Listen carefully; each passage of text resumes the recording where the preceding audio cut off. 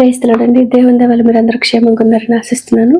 ఇప్పటివరకు మనం మత్తయి సువార్త 27వ అధ్యాయము 50వ వచనం వరకు చదువుకున్నాం కదండి. ఇవాళ మిగిలిన కొన్ని వచనాలు చదువుకునే ముందు ఒక చిన్న ప్రేయర్ చేసుకుందామండి. మహాపరిశుద్ధుడైన యేసయ్య నీకే వందనాలు తండ్రి. యేసయ్య ఇంతవరకు మమ్మల్ని సజీవ లెక్కలో పెట్టి దేవా యేసయ్య నీ గురించి మాట్లాడుకునే అవకాశం ఇచ్చినందుకు నీకే వందనాలు తండ్రి. యేసయ్య ఇప్పుడు మీ గురించి మాట్లాడుకోబోతుండగా ఎక్కడ ఏ తప్పు మాట్లాడకుండా యేసు నామములో నా నోటికి నీ అగ్ని కంచె కావాలండును కాక ఆమేన్. యేసు నామములో మా అందరికీ నీ వాక్యాన్ని అర్థం చేసుకునే కృప కలుగును కాక ఆమేన్. యేసు నామములో అడుగుచున్నాం తండ్రి ఆమేన్. మనందరికీ తెలుసు కదండి, ఆది ఆదాము ఏ విధంగా సాతాను యొక్క మాటలకి లోబడి దేవుని యొక్క ఆజ్ఞని అతిక్రమించాడో మనందరికీ తెలుసు కదండి. ఆజ్ఞ అతిక్రమమే పాపం కదండి. ఆది ఆదాము తన యొక్క తర్వాత తరాలకి పాపం వల్ల వచ్చే జీతమైన మరణాన్ని కానుకగా ఇచ్చి అతను మరణించాడు కదండి. ఆది ఆదాము చేసిన పాపం వల్ల వచ్చి జీతమైన మరణం యొక్క ముళ్ళను విరవడానికి కడపటి ఆదామైన యేసయ్య మనందరి కోసం ఈ భూమి మీదకి వచ్చారు కదండి. యేసయ్య దేవాది దేవుడు కదండి.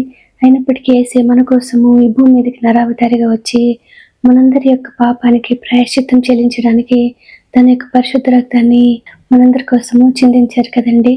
యేసయ్య మనందరి కోసము శిలువ మరణాన్ని పొందారు కదండి. అయితే మనందరం జ్ఞాపకం పెట్టుకోవాలి, ఆ శిలువ మరణం అనేది మన యొక్క శిక్ష కదండి. మన యొక్క శిక్షని యేసయ్య మనకి బదులుగా అనుభవించారు కదండి. యేసయ్య మనందరినీ కూడా మరణపు మూలను విరిచి స్వతంత్రులుగా చేశారు కదండి. తర్వాత ఏం జరిగిందో మనం చూద్దామండి. మత్తయి సువార్త 27వ అధ్యాయము 51వ వచనము. అప్పుడు దేవాలయపు తెర పైనుండి క్రింది వరకు రెండుగా చినిగెను, భూమి వణికెను, బండలు బద్దలాయెను, సమాధులు తెరవబడెను, నిద్రించిన అనేక మంది పరిశుద్ధుల శరీరములు లేచెను.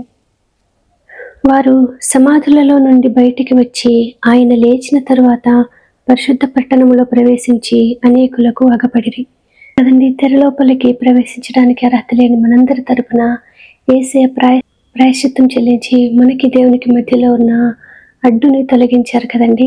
నెక్స్ట్ ఏం జరిగిందో మనం చూద్దామండి కదండి. యేసయ్య మీద ఎంతమంది దోషారోపణలు చేస్తున్నప్పటికీ కూడా యేసయ్య మరణించే సమయంలో ఆయన ప్రవర్తనని దగ్గర నుండి గమనిస్తున్న శతాధిపతి ఇంకా అక్కడ కావలి ఉన్న వారందరూ కూడా ఏమంటున్నారో మనం చూద్దామండి.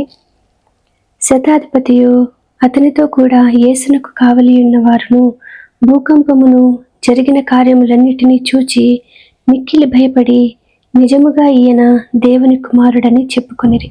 యేసయ్యని ఆయన ప్రవర్తనని చూసిన అన్యులు ఆయన నిజంగా దేవుని కుమారుడని చెప్పుకుంటున్నారంట కదండి. అయితే మనల్ని చూస్తున్న అన్యులు కూడా మీరు నిజంగా దేవుని పిల్లలని చెప్పి వారు కూడా దేవుని వైపు ఆకర్షితులైతే అది దేవునికి ఎంతో సంతోషకరం కదండి. ఆ విధంగా మన ప్రవర్తన ద్వారా దేవుని ఇతరులకు చూపించే కృప యేసు నామములో మనందరికీ కలుగును గాక ఆమేన్. యేసు నామములో మనందరికీ సమాధానం కలుగును గాక ఆమేన్. ఇప్పటి వరకు మనం చదువుకున్నాము మత్తయి సువార్త 27వ అధ్యాయము 51వ వచనం నుంచి 54వ వచనం వరకు. వాక్యాన్ని అర్థం చేసుకునే కృప యేసు నామములో మనందరికీ కలుగును గాక ఆమేన్. Praise the lord.